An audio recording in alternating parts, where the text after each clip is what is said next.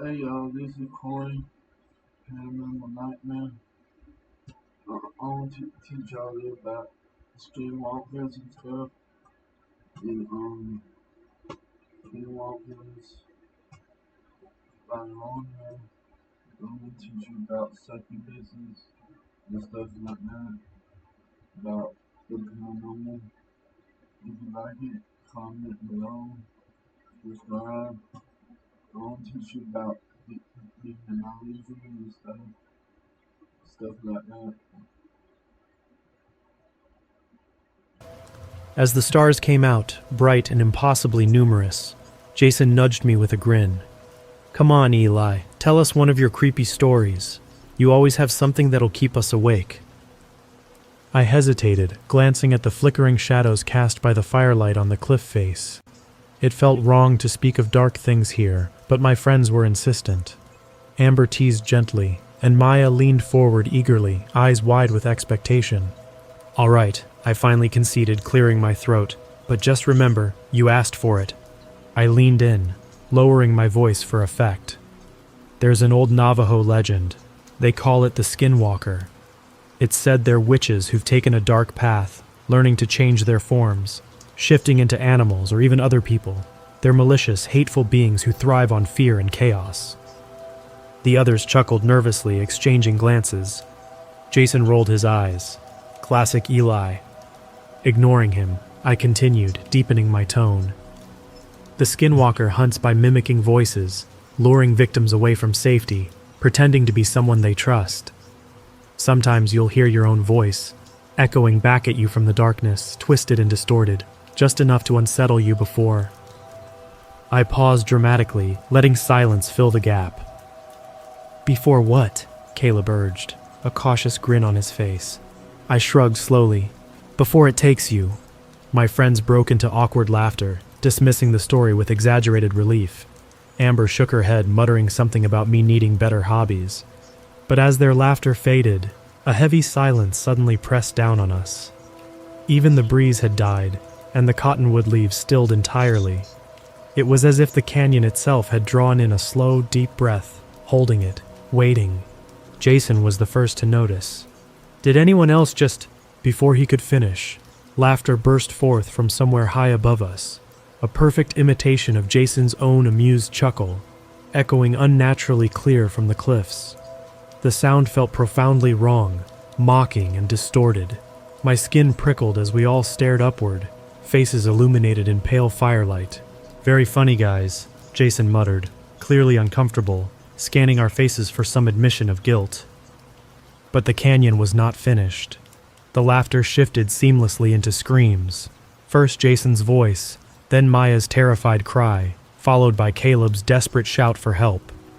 Every anguished imitation echoed down from the cliffs, perfectly replicated with a chilling, malicious precision. Amber grabbed Caleb's arm, eyes wide in panic. Maya rose slowly, her voice trembling.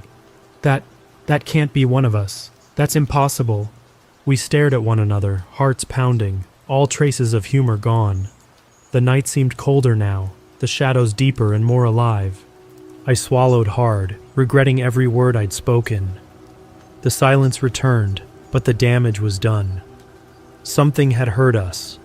Something ancient and malevolent, awakened by careless words whispered around the campfire. And now, it knew our voices. My heart slammed against my ribs, beating frantically as adrenaline surged through me. We stood frozen by the fire, eyes locked on the towering canyon walls, our breath forming shaky clouds in the cold desert air. The echoes of our own screams had faded, leaving behind a dreadful silence so deep it felt suffocating. "We can't stay here," Amber whispered, her voice ragged with panic. "We need to leave, right now." I glanced at the others, meeting their frightened eyes in the flickering firelight. Jason nodded quickly, his expression grim. "Grab essentials, leave the rest." We moved as one, gathering our backpacks, flashlights, and jackets. Nobody spoke as we kicked dirt onto the fire, smothering the flames. Darkness engulfed us instantly, thick and oppressive. Flashlights clicked on, beams of trembling white slicing through the inky night, illuminating twisted tree limbs and ancient rocks that now seemed sinister and alive. I took the lead, my feet crunching nervously on loose gravel. Every shadow felt like it hid something watching, something waiting. I kept my eyes forward, focused only on the narrow path illuminated by my shaking flashlight. Caleb suddenly stopped, raising a hand sharply. "Wait," he hissed. We froze, listening intently. My breath sounded loud and ragged in the eerie stillness. Then, faint but unmistakable, I heard it. Footsteps above us, soft and rhythmic, pacing along the ridgeline high on our right. "Something's up there," Caleb whispered urgently, pointing toward the cliffs. I lifted my flashlight, catching only glimpses of shadowy movement slipping effortlessly between moonlit boulders. Whatever it was matched our pace perfectly, keeping us in constant sight. "Coyotes," Maya said weakly, desperation creeping into her voice. "It has to be coyotes." But as I stared, dread tightened like a fist in my stomach. The shapes moved with an eerie fluidity, too precise, too deliberate. Coyotes would scatter, make noise. These figures were silent, careful, their movements disturbingly human. "No," I murmured, voice barely audible, throat dry with fear. "That's not an animal." Another voice came from the darkness, a twisted echo of my own words drifting down mockingly from above. "Not an animal." I shivered violently, the beam of my flashlight shaking uncontrollably. Maya clutched my arm hard enough to hurt, her breath hitching in sharp gasps. "Keep moving," Jason growled behind me, his voice tight with barely contained panic. We surged forward, feet stumbling over stones and tangled roots, desperate to put distance between us and the stalking shapes above. Every rushed step, every gasp and whispered instruction was cruelly echoed from the darkness, twisted into something sinister, taunting us relentlessly. Caleb, always steady and confident, suddenly broke into a full sprint, bolting ahead down the trail. His flashlight beam jerked wildly as he disappeared into the blackness. "Caleb!" Amber screamed after him, her voice cracking. "Don't split up!" But his pounding footsteps quickly faded into silence. Seconds stretched into eternity as we stood rigid, straining to hear.